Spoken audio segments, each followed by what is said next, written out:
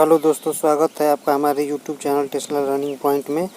आज हम लोग डिस्कस करेंगे इलेक्ट्रीशियन के अति महत्वपूर्ण प्रश्न जो आपके जो ऑनलाइन एग्जामिनेशन होना है 2021 में, उसमें ये बहुत ही एक इम्पोर्टेंट रोल क्या करेगा, निभाएगा। ठीक है, तो उसी के बेसिस पे ये वीडियो डिज़ाइन किया गया है। तो चलिए हम लोग स्टार्ट करते हैं। पहला क्वेश्चन आपको दिख रहा है, एसी रिले के चैटरिंग दावे को प्रयोग करके दूर किया जा सकता है। ठीक है, यानी जो एसी रिले होता है उसमें क्या होता है, चैटरिंग होता है। ठीक, उसमें क्या होता है, चैटरिंग होता है। ठीक है, तो वही पूछा जा रहा है कि उसके चैटरिंग दावे को, चैटरिंग का मतलब, चैटरिंग एक विशेष प्रकार की क्या होती है, आवाज़ होती है। ठीक है, तो उसको किस प्रकार से हम क्या कर सकते हैं, दूर कर सकते हैं। ठीक है, पहला ऑप्शन आपको दिया है यू आकार की क्रोड से, दूसरा दिया है लेमिनेटेड कोड से, तीसरा चल एवं अचल चुंबकीय भागों की मैचिंग से, और चौथा दिया है शेडिंग कुंडली से। तो जो चैटरिंग दावा होता है उसको क्या करते हैं, शेडिंग कुंडली लगा करके क्या किया जा सकता है, उसको दूर किया जा सकता है। तो ऑप्शन नंबर जो डी होगा क्या होगा, सही होगा। दूसरा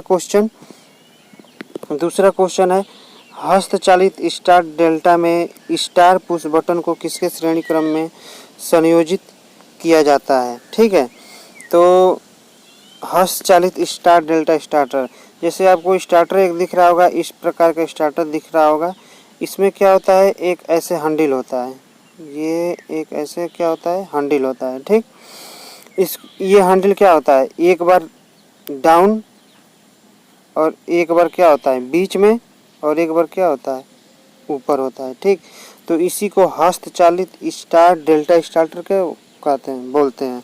ठीक, तो यहीं पे पूछा गया है कि हस्तचालित स्टार्ट डेल्टा स्टार्टर में स्टार्टर पुश बटन को किसके श्रेणी क्रम में संयोजित किया जाता है।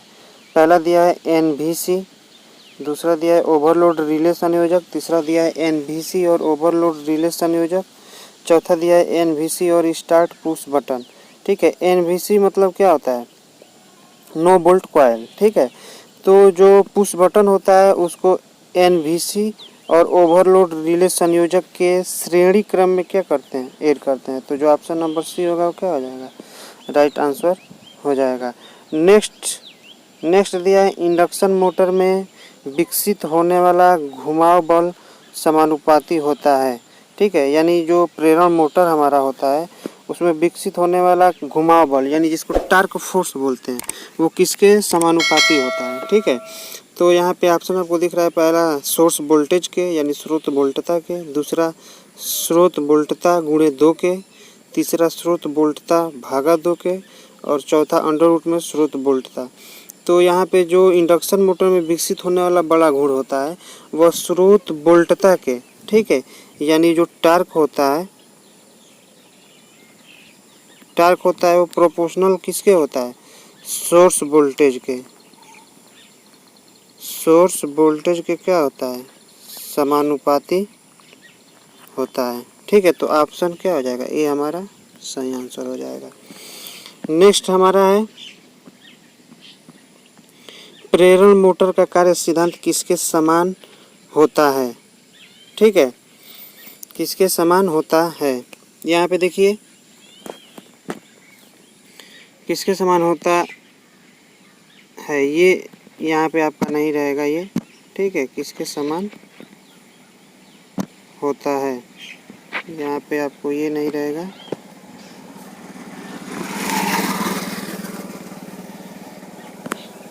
ये देखिए इसका ऑप्शन दिया है, पहला तुल्यकाली मोटर, दूसरा प्रत्यावर्तक, तीसरा यूनिवर्सल मोटर, और चौथा त्रिकली ट्रांसफार्मर। तो जो प्रेरणा मोटर का वर्किंग प्रिंसिपल होता है वो क्या होता है, त्रिकली ट्रांसफार्मर के समान होता है। तो ऑप्शन नंबर डी क्या हो जाएगा, इसका सही आंसर हो जाएगा। ठीक है, नेक्स्ट दिया है, 3 120 अंश पर विस्थापित कुंडलियों में 3 फेज सप्लाई देने पर चुंबकीय क्षेत्र होगा। यानी आपका जैसे 3 120 अंश पर विस्थापित कुंडली, यानी ये जैसे आपका कुंडली है,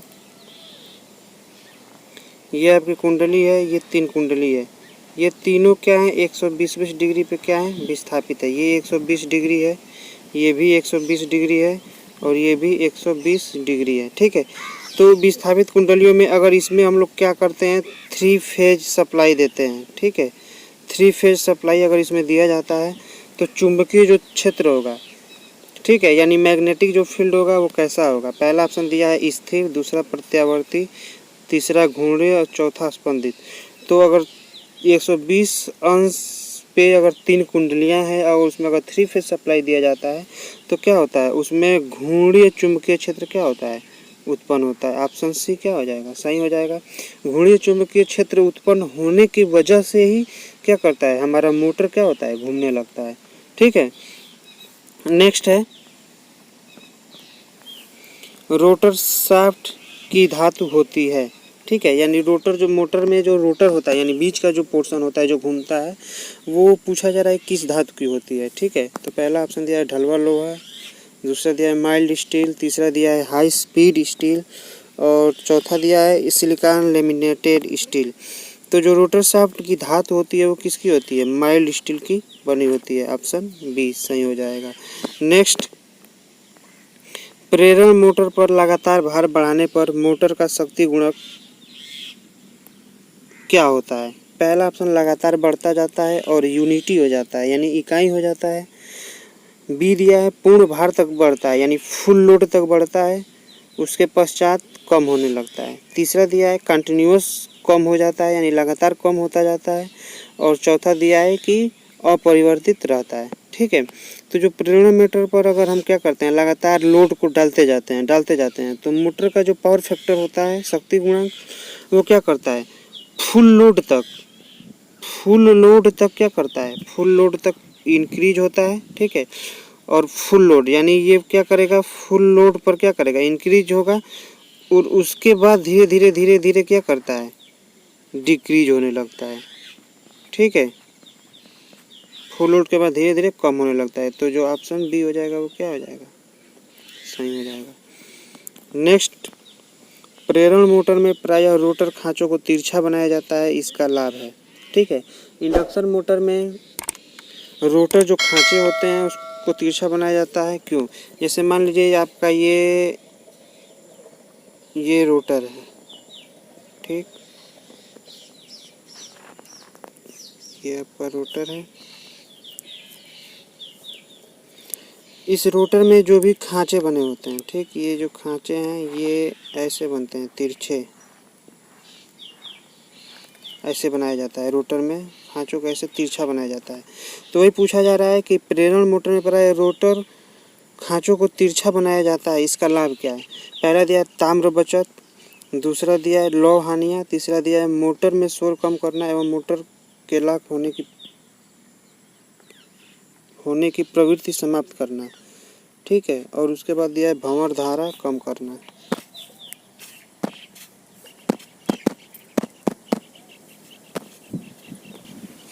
तो इसका जो सही आंसर हो जाएगा वो क्या होगा, मोटर में शोर कम करना एवं मोटर लॉक होने की प्रवृत्ति को, यहाँ पे जो आपको ये डी दिख रहा है ये डी क्या रहेगा, यहाँ पे ये नहीं रहेगा। ठीक है, यहाँ पे मोटर में शोर कम करना एवं मोटर के लॉक होने की प्रवृत्ति समाप्त करना, ये जो सी ऑप्शन हो जाएगा वो क्या हो जाएगा, सही हो जाएगा। ठीक है, नेक्स्ट है प्रेरण मोटर किस सिद्धांत पर कार्य करता है। तो पहला है विद्युत चुम्बकीय प्रेरण, दूसरा है स्व प्रेरण, तीसरा है लेंज सिद्धांत और चौथा है उपयुक्त में से कोई नहीं। तो जो विद्युत मोटर होता है वो क्या करता है, विद्युत चुम्बकीय प्रेरण के सिद्धांत पर काम करता है। ऑप्शन नंबर ए सही हो जाएगा। नेक्स्ट दिया है प्रेरण मोटर की कुंडली हेतु स्टेटर किस धातु का बनाया जाता है। ठीक है, तो पहला ऑप्शन दिया है कार्बन, दूसरा स्टेनलेस स्टील, तीसरा सिलिकॉन स्टील लेमिनेशन, चौथा ताम्र लेमिनेशन। तो जो इंडक्शन मोटर की कुंडली हेतु जो स्टेटर होता है वो किसका होता है, सिलिकॉन लेमिनेटेड स्टील का बना होता है। ऑप्शन सी सही हो जाएगा। ठीक है, आज का आपका क्वेश्चन ऑफ द डे है, यहाँ पे देखिए question of the day. Question of the day है वॉशिंग मशीन में कौन सी मोटर प्रयुक्त होती है। इसका आंसर आपको क्या करना है, कमेंट बॉक्स में देना है कि